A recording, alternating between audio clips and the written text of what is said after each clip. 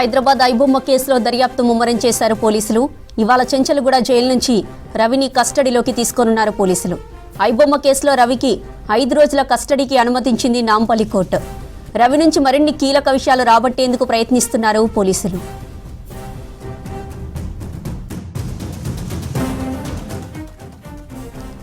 ఐబొమ్మ రవిని అరెస్టు చేసి వెబ్సైట్ను నిలిపివేసిన పైరసీ మాత్రం ఆగడం లేదు. ఐబొమ్మ 1 పేరుతో కొత్త వెబ్సైట్ ఓపెన్ అయింది. ఐబొమ్మ 1లోనూ కొత్త సినిమాలు ప్రత్యక్షమవుతున్నాయి.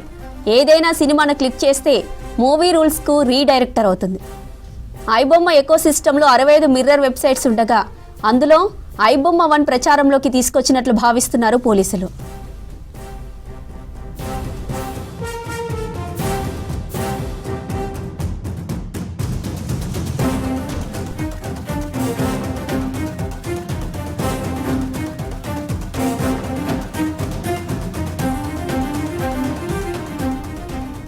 రైట్, ఇక ఇదే అంశానికి సంబంధించిన మరిన్ని డీటెయిల్స్ మనకి రాంప్రసాద్ లైవ్లో అందిస్తారు.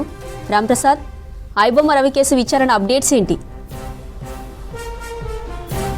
జ్యోతి, ఐబొమ్మ ఫౌండర్ అదేవిధంగా ప్రధాన నిర్వాహకుడు ఐబొమ్మ రవిని అయితే ఈ నెల 14వ తేదీన హైదరాబాద్ సిసిఎస్ పోలీసులు అరెస్ట్ చేయడంతో పాటు కోర్టులో హాజరుపరచడంతో తదుపరి ఆదేశాల మేరకైతే తనను చెంచల్గూడ జైలుకు తరలించడం జరిగింది. ఈ క్రమంలోనే ఈ యొక్క పైరసీ కేసుకు సంబంధించి అయితే మరింత లోతుగా ఇటు ఐబొమ్మ రవిని విచారణ చేసేందుకైతే సిసిఎస్ పోలీసులు ఇటు నాంపల్లి కోర్టులో వారం రోజుల పాటు కూడా కస్టడీకి ఇవ్వాలంటూ పిటిషన్ వేయడం జరిగింది. ఇందుకు నాంపల్లి కోర్టు నిన్న 5 రోజుల పాటు కూడా ఇటు సిసిఎస్ పోలీసులు విచారణకు సహకరించాలంటూ కూడా రవికి ఆదేశాలు ఇటు కోర్టు ఉత్తర్వులు జారీ చేసిన క్రమంలో ఈ రోజు నుంచి 5 రోజుల పాటు ఐబొమ్మ రవిని పోలీసులు అయితే విచారించనున్నారు. ముఖ్యంగా మనం చూస్తే ఇప్పటికే ఐబొమ్మ రవి అరెస్ట్ అవ్వడం, జైలుకు వెళ్లడం, విచారణ కోసం పోలీసులు తిరిగి కస్టడీ తీసుకోవడం, ఈ ప్రక్రియ కొనసాగుతున్న క్రమంలోనే ఐబొమ్మకు సంబంధించి అయితే మరొక అప్డేట్ వచ్చింది. ఐబొమ్మ 1 అంటూ కూడా మరొక వెబ్సైట్ అయితే ఆ ప్రజలకు అందుబాటులోకి రావడం జరిగింది. ఇది మూవీ రూల్స్కు సంబంధించి మూవీ రూల్స్లో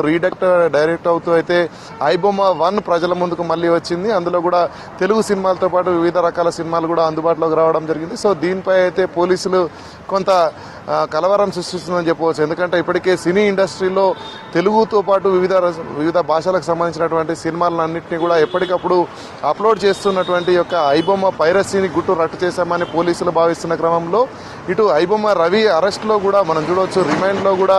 రిమాండ్ రిపోర్ట్లో కీలక విషయాలను కూడా ఇటు సిసిఎస్ పోలీసులు ప్రస్తావించడం జరిగింది. ఐబొమ్మ రవి, ఐబొమ్మ బప్పం టీవీలతో పాటు మరొక 65 మిర్రర్ వెబ్సైట్లను కూడా నిర్వహిస్తున్నట్లు తెలపడంతో పాటు తను 2 కంపెనీలకు సీఈఓగా కూడా వ్యవహరిస్తున్నట్లయితే ఇటు రిమాండ్ రిపోర్ట్లో పోలీసులు పేర్కొనడం జరిగింది. ఈ క్రమంలోనే ఐబొమ్మ 1 అంటే ఇప్పుడు ఐబొమ్మతో పాటు అనుబంధంగా మరికొన్ని సైట్లను కూడా ముందుగానే రూపకల్పన చేస్తున్నారు. సో దాన్ని అనూహ్యంగా ఇటు ఐబొమ్మ రవి అరెస్ట్ అయ్యి జైల్లో ఉన్నటువంటి సందర్భంలో తనకు సంబంధించినటువంటి నిర్వాహకులు, ఎందుకంటే ఇటు చూడవచ్చు విదేశాలలో ఉంటూ ఐబొమ్మ రవి వీటన్నిటిని కూడా ఆపరేట్ చేయడం జరిగింది.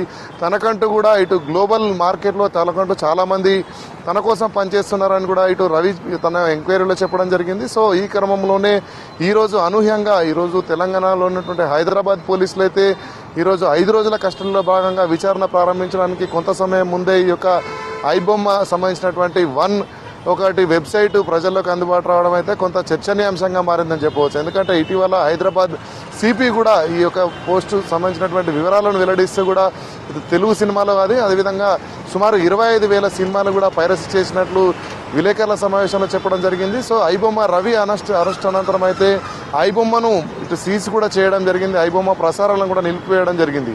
సో ఈ క్రమంలోనే మళ్ళీ ఐబొమ్మ 1 కొత్తగా రావడంతో అయితే ఇటు పోలీసులు కూడా అది ఏ విధంగా ఆపరేట్ అవుతుంది, ఎక్కడి నుంచి ఆపరేట్ అవుతుందనే కోణంలో కూడా ఇటు విచారణ కొనసాగిస్తున్నారు. ముఖ్యంగా ఇప్పటికే ఐబొమ్మ రవిని ఈరోజు మరికొద్ది సేపట్లోనే ఇటు చెంచల్గూడ జైలు నుంచి అయితే సిసిఎస్ పోలీస్ స్టేషన్కు తరలించి విచారణ చేపట్టేటువంటి అవకాశం ఉన్న క్రమంలో ఐబొమ్మ 1 అనేది పోలీసులకు కొంత సవాల్గా మారిందని చెప్పవచ్చు. ఎందుకంటే మనం చూస్తున్నాం ఇప్పటికే ఐబొమ్మ రవి అరెస్ట్ అనంతరం అయితే పోలీసులు చాలా రకాలైనటువంటి విషయాలను, కీలక అంశాలను రిమాండ్ రిపోర్ట్లో పేర్కొనడం జరిగింది. ఎందుకంటే ఐబొమ్మతో పాటు బొప్పం టీవీకి సంబంధించి ప్రతి నెల కూడా 3.5 మిలియన్ల సబ్స్క్రైబర్స్ అయితే లాగిన్ అవుతున్నట్లు గుర్తించినటువంటి పోలీసులు అయితే దీనికి సంబంధించినటువంటి క్రమంలో ఐబొమ్మ 1లో మరి ఎంతమంది మళ్ళీ ఇటు చూడవచ్చు. ఎందుకంటే దీనికి సంబంధించిన డేటా చోరీతో పాటు అదేవిధంగా బెట్టింగ్ యాప్స్, అంతేకాకుండా చూడవచ్చు ఆన్లైన్ గేమింగ్కి సంబంధించి ముఖ్యంగా ఇటు నగదు లావాదేవీల విషయంలో హవాలా కానీ క్రిప్టో కరెన్సీ కానీ పలు చట్ట వ్యతిరేకమైనటువంటి కార్యకలాపాలకైతే ఈ యొక్క డాటాను చోరీ చేస్తున్నటువంటి గుర్తించినటువంటి పోలీసులు అయితే ఐబొమ్మ రవి కేసు విచారణ ఉన్న క్రమంలోనే ఐబొమ్మ 1 రావడం జరిగింది. ఈ క్రమంలోనే ఐబొమ్మ 1 ఈరోజు ఉదయం నుంచి అయితే అందుబాటులోకి వచ్చిన క్రమంలో ప్రజలందరూ కూడా ఆసక్తిగా ఐబొమ్మ మళ్ళీ వచ్చిందంటూ కూడా దాన్ని కొంతమంది లాగిన్ అయ్యేటువంటి ప్రయత్నం చేస్తున్నారు. కానీ ఇప్పటికే సైబర్ క్రైమ్ పోలీసులు మాత్రం ఐబొమ్మకు సంబంధించి కానీ ఎలాంటి ఏదైతే వెబ్సైట్లు ఉంటాయో వాటిని అనాథరైజ్డ్ వెబ్సైట్ని ఎవరు కూడా క్లిక్ చేయొద్దు, క్లిక్ చేసిన క్రమంలో వారికి సంబంధించినటువంటి పూర్తి డాటా కానీ సమాచారం కానీ కాంటాక్ట్ లింక్స్ అన్నీ కూడా అటు వాళ్ళ చేతిలోకి వెళ్ళిపోతాయి. సో ఈ క్రమంలోనే ఆ డాటా మిస్యూజ్ చేసేటువంటి అవకాశం ఉంటుంది. అంతేకాకుండా ఇప్పటికే ఇలాంటి వెబ్సైట్ల ద్వారా తీసుకున్నటువంటి డాటాను అయితే డార్క్ వెబ్ ద్వారా అయితే అమ్ముకుంటున్నట్లు కూడా ప్రచారం జరుగుతున్న క్రమంలో ప్రజలందరూ కూడా అప్రమత్తంగా ఉండాలి. ఐబొమ్మ 1కు సంబంధించి కూడా ఇప్పటికే పోలీసులు ముందస్తుగానే జాగ్రత్తలు చెప్పడం జరిగింది. ఎలాంటి ఫేక్ వెబ్సైట్లను కూడా నమ్మొద్దు. ఎందుకంటే ఓటీటీ ప్లాట్ఫామ్ బేస్లో వస్తున్నటువంటి ఇలాంటి ఫేక్ వెబ్సైట్లను కనుక నమ్మి లాగిన్ అన్నట్లయితే వారికి సంబంధించినటువంటి వ్యక్తిగత డాటాతో పాటు వారి ఫోన్ మొత్తం కూడా హ్యాక్ చేసేటువంటి అవకాశం ఉంటుందని చెప్పేసి చెప్తున్నారు. ఇటీవల ఐబొమ్మ రవి అరెస్ట్ ముందు కనుక గమనిస్తే సుమారు 5 కోట్ల మంది కస్టమర్స్ అంటే సబ్స్క్రైబర్స్ కూడా వారిని సొంతం చేసుకున్నారు. 5 కోట్ల మందికి సంబంధించినటువంటి డాటా కూడా వాళ్ళ చేతిలోకి వెళ్ళిపోయింది. అంతేకాకుండా ప్రతి నెల 3.5 మిలియన్ల సబ్స్క్రైబర్స్ లాగిన్ అవుతూ వారికి కావాల్సినటువంటి సినిమాలను చూడడంతో పాటు అందులో బెట్టింగ్ యాప్స్కి సంబంధించినటువంటి ప్రమోషన్స్, అదేవిధంగా ఆన్లైన్ గేమ్స్ సంబంధించినటువంటి అడ్వర్టైజ్మెంట్స్ అన్నిటిని నిర్వహణ కూడా చేసిన క్రమంలో ఇటు ఐబొమ్మ రవిని ఇటు ఆన్లైన్ బెట్టింగ్, అదేవిధంగా సైబర్ క్రిమినల్స్ కూడా ఏదైతే మనం చూస్తున్నాం ఇటు సమాజంలో జరుగుతున్నటువంటి డిజిటల్ అరెస్టులు కానీ వీటన్నిటికి కూడా ఇలాంటి ఫేక్ వెబ్సైట్ల ద్వారా పైరసీ సినిమాలను చూపిస్తూ సినిమా ఆసక్తిలో ఉన్నటువంటి ప్రజలకు సంబంధించినటువంటి డాటాను కూడా చోరీ చేస్తున్నట్లయితే పోలీసులు గుర్తించడం జరిగింది. సో ఈ క్రమంలోనే ఐబొమ్మ 1 అనేది తిరిగి ప్రజల ముందుకు వచ్చిన క్రమంలో ప్రజలు కూడా కొంత సంయమనం పాటించాలి. ఎందుకంటే ఇప్పటికే ఉన్నటువంటి వెబ్సైట్లను క్లోజ్ చేస్తున్న క్రమంలో ఇలాంటి వెబ్సైట్లను ప్రజలు కనుక మళ్ళీ ఆదరించినట్లయితే తమకు సంబంధించినటువంటి వ్యక్తిగత డాటా కూడా చోరీ అయ్యేటువంటి అవకాశం ఉందని కూడా పోలీసులు ఒకవైపు నుంచి హెచ్చరిస్తున్న క్రమంలో ఐబొమ్మ రవి విచారణలో ఈరోజైతే మరిన్ని కీలక విషయాలను రాబట్టే పనిలో అయితే హైదరాబాద్ పోలీసులు సిసిఎస్ పోలీసులు సిద్ధంగా ఉన్నారని చెప్పవచ్చు. 5 రోజుల పాటు కూడా